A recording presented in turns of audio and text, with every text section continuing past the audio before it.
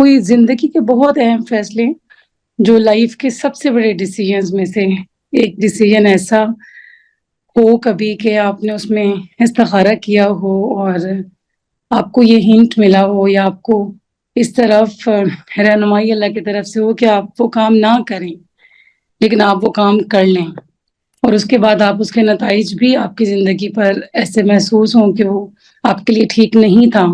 یا آپ کو کوئی بہت سنجیدہ نوعیت کے نقصانات بھی ملیں، تو اس کے لیے پھر ہم کیا ایسا کریں کہ ہم اس ریگریٹ سے بھی نکلیں اور ہم اپنے معاملات کو سیدھا کر سکیں؟ تو یہ میں آپ سے پوچھنا چاہ رہی تھی۔ ہاں، استخارے کے بارے میں نا کچھ غلط فہمیاں ہمارے معاشرے میں پائی جاتی ہیں۔ اس میں سے ایک غلط فہمی یہ ہے کہ استخارہ فیصلے سے بس پہلے کرنا ہے، بعد میں نہیں کرنا۔ دیکھیں، اللہ سے خیر کا سوال مستقل کرنا ہے۔ آپ نے مطلب خیر کا سوال جو ہے وہ تو کرتے رہیے، مطلب آپ جو عمل شروع کیا ہے اللہ تعالیٰ اس میں خیر رکھے اور خیر کو جاری رکھے اور اس کو آسان کر دے، اس پہ اللہ تعالیٰ شرح صدر عطا کرے۔ یہ استخارے کا جو کلوزنگ مطلب ثم ارزنی بھی اس کے اندر آخر میں آتا ہے، یعنی اللہ سے اس پر ایک شرح صدر مانگا گیا ہے کہ میرے دل کو بھی یہ بالکل مطمئن کر دیجئے، میرے دل کو بھی اس پہ راضی کر دیجئے، مجھے اس پہ راضی کر دیجئے، جس معاملے میں خیر ہے وہ مجھے دکھا دیجئے، اس کے لیے راستہ کھول دیجئے اور میرے دل کو بھی اس پہ راضی کر دیجئے۔ یعنی یہ ایک مفہوم میں عرض کر رہا ہوں۔ تو ہمیں خیر کی دعا اللہ سے کرتے رہنی چاہیے۔ اللہ سے تعلق ہمیں اس وقت محسوس ہوتا ہے جب ہم اپنی زبان میں اللہ سے باتیں کرنا شروع کرتے ہیں۔ دعا جو ہے وہ اللہ سے باتیں کرنے کی ایک خاص مطلب قسم کا نام ہے۔ اللہ سے باتیں کیجیے، تو وہ یعنی اردو میں بھی اللہ سے خیر مانگیے، اپنی زبان میں بھی مانگیے، یا اللہ میرے لیے آسانی کر دیجیے، یا اللہ میرا یہ راستہ کھول دیجیے، یا اللہ اگر اس کام میں خیر ہے تو اس کو مجھ سے کروا لیجئے، اس کی توفیق دیجیے، اگر اس میں خیر نہیں ہے تو مجھے اس سے دور کر دیجیے، اس میں خیر ڈال دیجیے، جو بھی اللہ سے مانگیے۔ تو یہ دعا کرتے رہیں۔ اگر کوئی فیصلہ آپ کو لگتا ہے کہ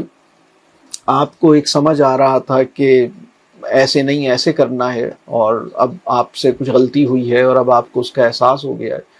تو اللہ سے معافی مانگیے، اور بہرحال اس میں یہی ہے کہ صدقہ دیجیے، معافی مانگیے، جو چیزیں جن چیزوں کو ٹھیک کیا جا سکتا ہے، اگر گنجائش موجود ہے کہ اس کو واپس کیا جائے، انڈو کیا جائے تو کر لیجیے، لیکن اگر انڈو نہیں ہو سکتا